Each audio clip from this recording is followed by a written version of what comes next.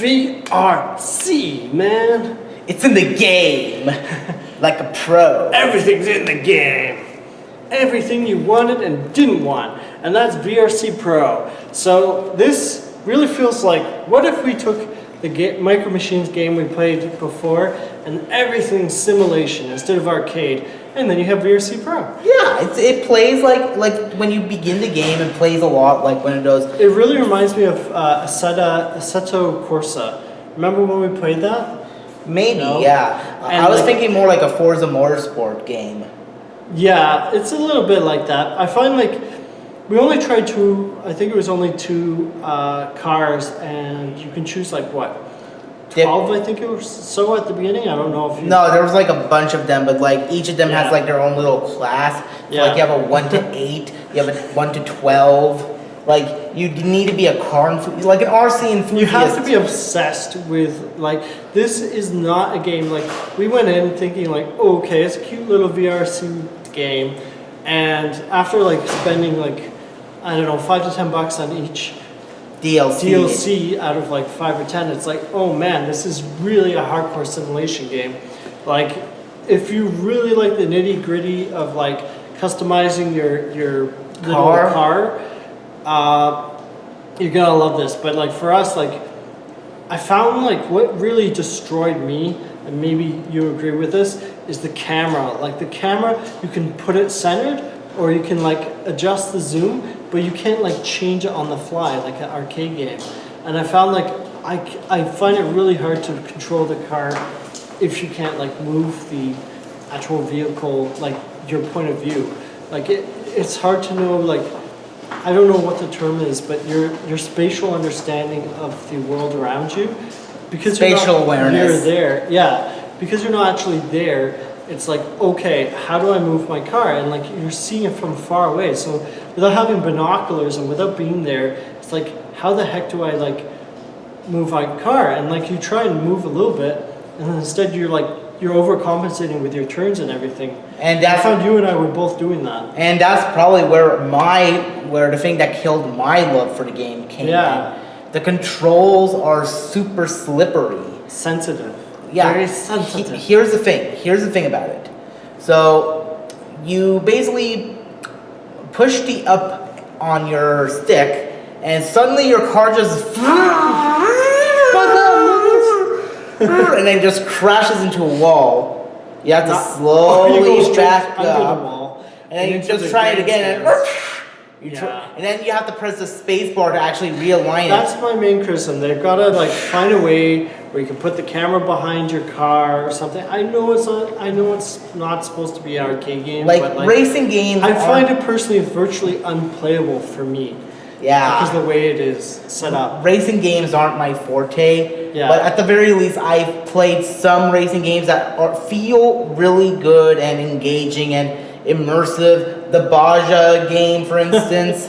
Yeah. I mean, well, even that game you can change the camera. Like, I don't understand. To me, in a racing game, it should be possible to change your camera on the fly. Otherwise, like, the game is, in my opinion, unplayable. Oh no, you can change your camera on the fly, but only between the different cars, which is disorientating. It's like, ooh, I'm gonna see what the green guy sees. How well? Look, the green guy can see how horribly I can drive. Oh, the blue guy. Oh, now I can't even see my car anymore. And like, I don't. But like, if they could toggle that, why can't you make your vehicle like the camera behind or in front? Like, these are basic to me, like.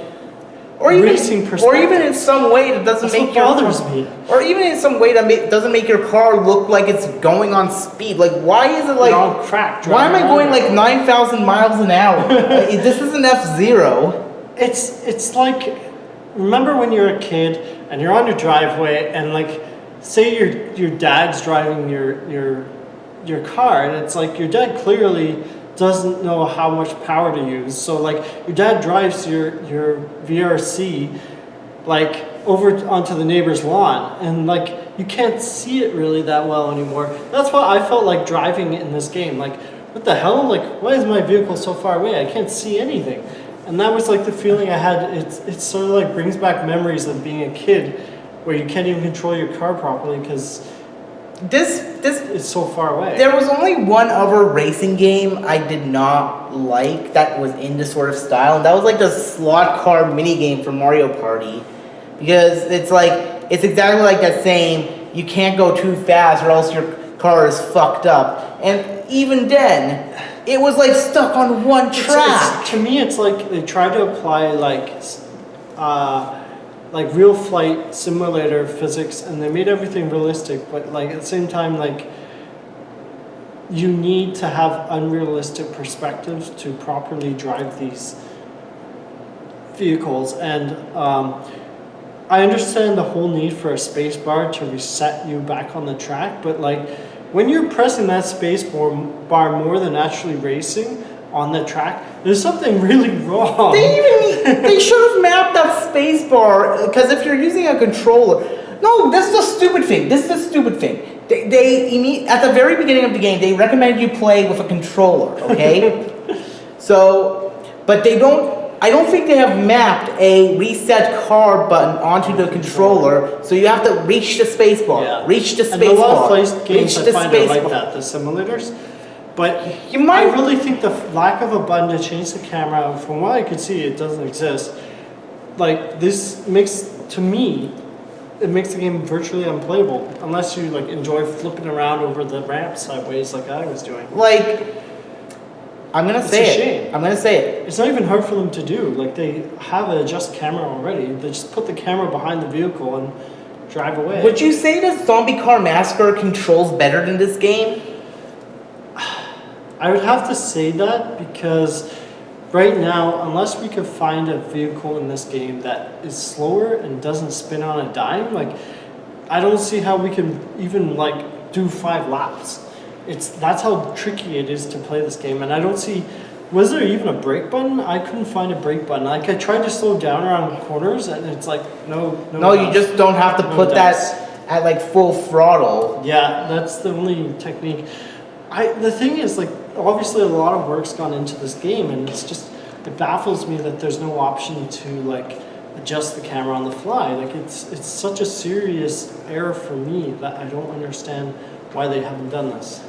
At this point, it probably will control a lot better if you just went out, bought an actual RC for $10 and just play with it until you get it run over by a car in real life, because then you'll have better perspective on how to control in this game. I guess you'll have better practice and everything. Yeah. I don't know. It's a shame because I was excited to play this game, and then it's like, wow, this is too simulation for me. It opens up with like this weird, awkward updating system. Yeah, it's like really old school. Like they don't really have that anymore, where it's like an update system within after. Like they do this whole pre-launch thing, where it just updates the game. It brings me back like a decade. And like the first time we played, it was like brings me back to DirectX 7 years or 8. Yeah. Personally, final rating, I'm actually gonna have to give it a 4. I give it a 6 out of 10. If they can fix it, this game is 7.5. Looks interesting, but like I really can't control the cars right now as it is. Yeah. Like, it's a shame because like the game, obviously there's a lot of cars to choose from and a lot of tracks. So. If they fix a lot of the stuff we had problems with in the game, I'll bump mine up to a 7 as well. All right. Well, until then, adios. go buy a VRC. Keep on gaming.